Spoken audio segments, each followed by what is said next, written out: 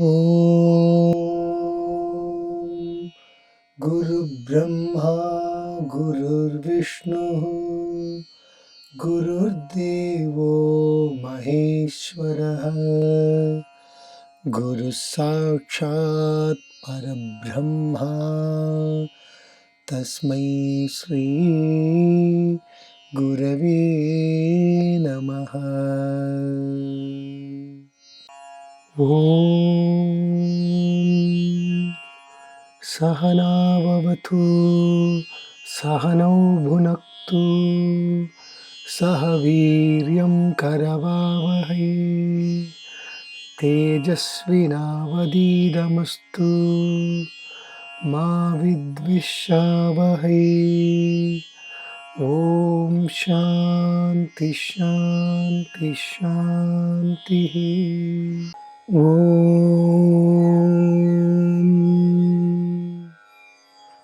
Tiruchitrambalam. Welcome. Before we start listening to this week's song, we are thankful to the question posed by one of our listeners about the importance of lotus flower and why it takes special mention not just in Abhiraami Andhaadhi but in many other devotional hymns. Let us try and get an insight. The lotus flower is the foremost symbol of beauty, prosperity, and fertility. According to Sanatana Dharma, within each human is the spirit of the sacred lotus. It represents eternity, purity, divinity, and is widely used as a symbol of life, fertility, and ever-renewing youth. The standard meaning of lotus in Sanatana Dharma could be understood from one of the Gita shlokas, where Lord Krishna says, "One who resigns all his actions to Brahma and works without any personal attachments is not soiled by sin, as a lotus leaf is not wetted by water." The lotus is the emblem of beauty. Krishna has lotus eyes and lotus feet. Krishna says, "Among jewels, I am the ruby, and among the beautiful things, I am the lotus cup. Among all types of grass, I am the sacred kusha, and of oblations, I am ghee and other ingredients obtained from the cow." Also, we could see Lord Vishnu with his 4 hands, with each hand holding a conch, a club, disc, and lotus flower. The lotus is rooted in the mud, but floats on the water without becoming wet or muddy. This symbolizes how one should live in the world, and in order to gain release from this rebirth without attachment to this world. In the postures of Hatha Yoga, the lotus position, Padmasana, is adopted by those striving to reach the highest level of consciousness, which itself is found in the 1000-petaled lotus chakra on the top of the head.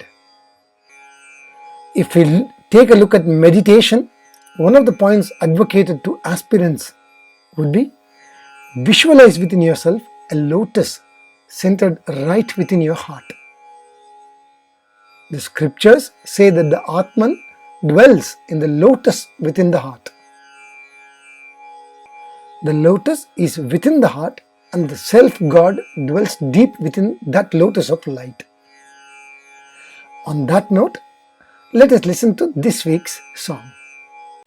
இடங்கொண்டு விம்மி இணை கொண்டு இறுகி இளகி முத்து வடங்கொண்ட கொங்கை மாலை கொண்டு இறைவர் வலிய நெஞ்சை நடங்கொண்ட கொள்கை நலங்கொண்ட நாயகி நல்லறவின் படங்கொண்ட அல்குர் பணிமொழி வேத பரிபுரையே. This song has a very special place in the narrator's life because This was one of the very important songs from a Tamil movie called Guna back in the 1990s. The tune of the song Parthavili Parthabadi Poothu Irukka was so mesmerizing. It triggered a curiosity to understand the lyrics, which led the narrator to learn about Abhiraami Andhaadhi. By the way, the 50th song in Abhiraami Andhaadhi that starts as Nayaki Nanmugi Narayani has been used as the prelude for the song Parthavili Parthabadi Poothu Irukka. Now, coming to this week's song, Sri Bhattar describes the three aspects of the Mother Goddess that binds even the tough one like Lord Shiva and makes him always meditate upon her. The three aspects described by Sri Bhattar in this poem are the Divine Mother's physical beauty, her intelligence combined with mental agility, and her wonderful voice. It must be noted here, this poem and the following two poems together help to convey the complete meaning that Sri Bhattar intended.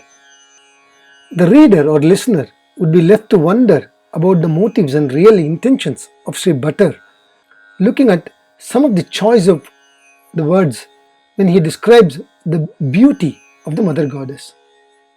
However, if we were to try and interpret just one poem on its own, like this week's poem, it would only be half complete. But if we take the collective meaning of two or more poems, we can get a sense of the cryptic intelligence of Sri Bhattar. In this song, after he sings and describes the various beauty of the Devi, he finishes the poem by calling her as the one who wears the Vedas as her silambu, or the special anklet that adorns her feet.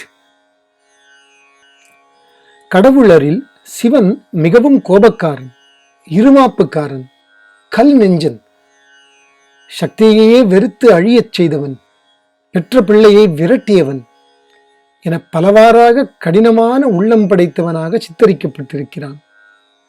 அத்தகையவனை மயக்கி தன் எண்ணம் போல் ஆட்டுவிக்கிறாள் அபிராமி என்பது பட்டரின் கருத்து. தன் உடல் அழகையும் அறிவழகையும் குரல் அழகையும் பயன்படுத்தி வலியவனை ஆட்டி வைக்கிறாள். கொங்கை அல்குல் இரண்டும் உடல் அழகையும் வேதம் அறிவழகையும் பனிமொழி குரல் அழகையும் உட்பொருளாக குறிக்கிறது. எல்லா அழகையும் பெற்று தலைவனை ஆட்டி வைப்பவள் தலைவிதானே. உடல் உறுப்புகளின் வெளியழகோடு மட்டும் பார்க்காமல் அறிவு மொழி என்று உள்ளழகோடும் பார்க்கின் பெண் கண்ணுக்கும் நெஞ்சுக்கும் நிறைவானவள் என்பது பட்டரின் மறைபொருள். பெண் அவளன்றி ஏது இந்த உலகம், அவளன்றி அன்பு ஏது, இனிமை ஏது, சுகம் ஏது. பெண்மை இயற்கையிலேயே அழகானது. அவர்களின் குரல் அது மிக சுகமானது, இனிமையானது. அழகோடும் அறிவோடும் சேர்ந்து விட்டால் அதற்கு இணை ஏது? ஆண் இயற்கையிலேயே கொஞ்சம் முரடு, கரடு முரடான குரல், சண்டை பிடிக்கும் சுபாவம், வலிமையான உடல். பட்டர் அபிராமியை பார்க்கிறார். என்ன ஒரு பேரழகு! அவள் உடல் அழகை பார்த்து வியக்கிறார். அதற்கு மேல் அவளின் இனிய குரல். இனிமை என்றால் பனி போல் சில்லென்று இருக்கும் இனிமை. அவளின் அறிவோ வேதங்களின் முடிவான அறிவு, கதை கண்ட அறிவு. இத்தனையும் ஒன்றாக சேர்ந்த அவளை பார்க்கிறார். அவளுடைய கழுத்தில் ஒரு முத்து மாலை இருக்கிறது. அந்த மாலை அவளின் மார்பில் கிடந்து புரள்கிறது. அவளுடைய மார்புகள் இளமையானவை, வலிமையானவை. அவள் மூச்சு விடும்போது அவை நெருங்கி வருகின்றன. அந்த முத்துமாலை அவளின் மார்புகளுக்கு இடையே அகப்பட்டு இருக்கிறது, பின் இளகுகிறது. சிவனின் வலிமையான மார்பை தாங்கும் மார்புகள் அவளுடையவை. இங்கே பட்டர் உருகுகிறார்.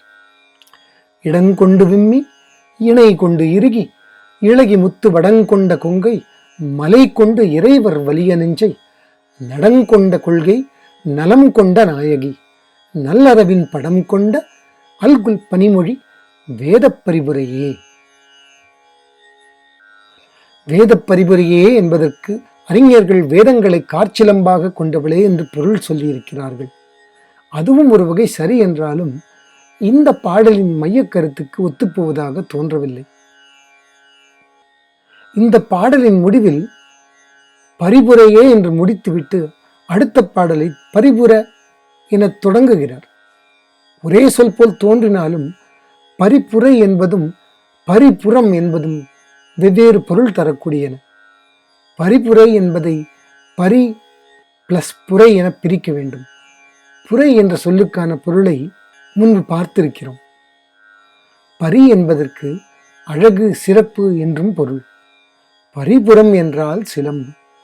வேதங்களை காற்சிலம்பாக அணிந்தவளே என்பது பொருத்தமாக தோன்றினாலும் பாடலின் கருத்துடன் பொருந்தவில்லை. இந்த பாடலின் முடிவை பரிபுரை என பிரித்து வேதங்களின் முடிவும் முதலும் சிறப்பும் ஆனவள் என்று பொருள் கொள்ள வேண்டும்.